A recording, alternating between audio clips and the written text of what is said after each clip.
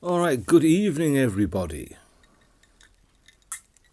It's currently Thursday night, and we're here to talk about the films that I've watched this week. I usually do film these on a Thursday night, in case I don't have time on the Friday.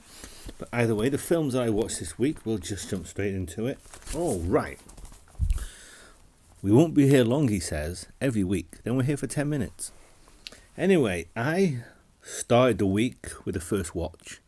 It was a Western that had Kevin Costner, Kevin Kline, John Cleese and Jeff Goldblum in it. I'd never seen it before, from 1985, Silverado. And I thought, John Cleese in a Western? No. But the role he had, it fitted him well. And it was fun, I enjoyed it. I give it a 7 out of 10. I like Westerns. I like a lot of Westerns. There's not many Westerns that I watch and I think that was shit. Anyway, another first watch from 2019. A Korean film called The Battle of Jangsari. Based on a real event. How true it is, again, who knows. But it's in the Korean War. It's all about student soldiers sent to cause a diversion one way so that the army can go another way. Things like that. A very interesting film. The opening, pretty damn good and pretty decent all the way through. Definitely worth a watch. I give that one a 7 out of 10 as well. Then we go back, way back, to a time when not even Mike and Bob roamed the earth. 1948, The Street with No Name.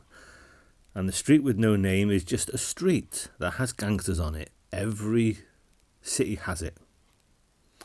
A young FBI agent is sent undercover to infiltrate a gang. Richard Widmark is in this. It's very much a crime film of its time. I'm sure we all know the type of films from 1940s, crime, police, gangs. But I enjoyed it. I give it a 6. I did enjoy it. Then Bob watched this last week, and I've had this sealed for years. Never watched it. The Ruggles of Red Gap. Charles Lawton from 1935, based on a play. Charles Lawton is a butler. He gets sent to America to a rich house because his master loses him in a card game. So it's like a fish out of water film because how he is, very British. The Americans are very different. You could say that about some British people now. They go to America, different world. Americans come over here, different world. But a solid film. I enjoyed it. I did. First time watch, I gave it a 7. 7. Then, from 1991, Frankie and Johnny. Michelle Pfeiffer, Al Pacino. Al Pacino gets out of prison, goes to work at this cafe as a cook. Falls in love with Michelle Pfeiffer, who's a waitress there. Cue romantic stuff. I like that one as well. I give that one a 7 out of 10. I think I've liked most of what I've watched this week. Though, then again, we come up to this film. Shadowhunter, 1993. Starts off in a city. Film noir. Neo-noirish, great music. Then we get into the outdoors, an Indian reserve. And it loses all of that which the start had. And it fell away then. Had it have stuck in the city and kept the neo-noir feeling, might have got a 6 or a 7. Because we lost that neo-noir feeling, I give it a 4. Now, to the Netflix films. Isn't this exciting? Ooh. A 2020 film with Chris Hemsworth called Extraction. I'm sure we all know this one. An action film. Chris Hemsworth goes in to get a kid, rescue him, and get him out of a city. The gunplay and how he held the gun, and the sound of the gun reminded me of John Wick. But it's fine. Chris Hemsworth has been great as Thor, but anything else, I just don't buy him. But he was pretty good in this. Solid, nothing groundbreaking, nothing wow. Like, where did this film come from? But I give it a 7. It was fine. I think it has a sequel coming out this year, which maybe I'll see in like 3 years' time. But anyway, a 7, decent. Then a film called The Ballad of Buster Scruggs. Never heard of this one. Never heard of it. Starting to run out of films on Netflix I wanted to watch. Looking around, there's all this choice, nothing jumps out. But I thought, a Western, all right. Thinking it would be like 3 stories. No, it's 5 stories. No, it's not. It's 6 stories. And my favourite story will be the first one, with the aforementioned Buster Scruggs. He's a singing cowboy, wears white, but he's a bit of a crack shot and a bit of a badass. I like that. I give that one a 7 out of 10. Then, second film about a cowboy that gets hung, and James Franco was in it.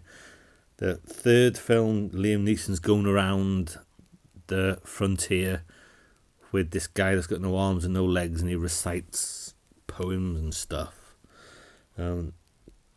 Story 4 is about a gold prospector. Story 5 just set all in the American frontier. And number 6, all these people on a stagecoach. I didn't enjoy any of them. They range from a story 2, 5, 3, 5, story 4, 5, story 5, 4, story 6, 5. Very poor. Very poor. Only the first one was any good for me. Then, forgot completely about this until we saw it there. So we thought we'd watch it. Rebecca.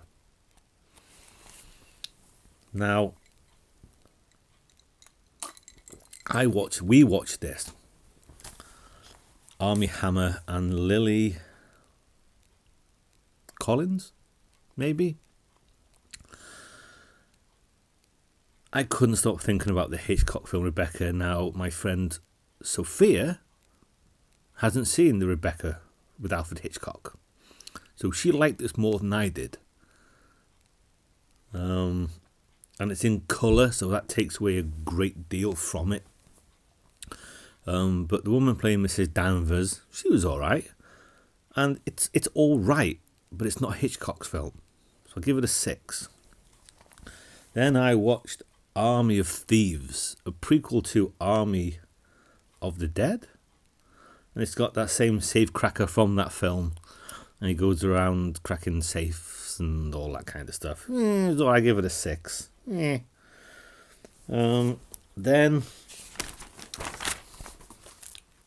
Then we watched Love and Monsters. Again, another film we just found by scrolling around. Love and Monsters from 2020. There's a comet coming to Earth. We fire rockets up. The chemical fallout from the rockets makes cold-blooded creatures grow to a massive size, and they take over the Earth. I liked the creatures, the monsters. Sophia liked a little bit more than that. So she liked it more than I did.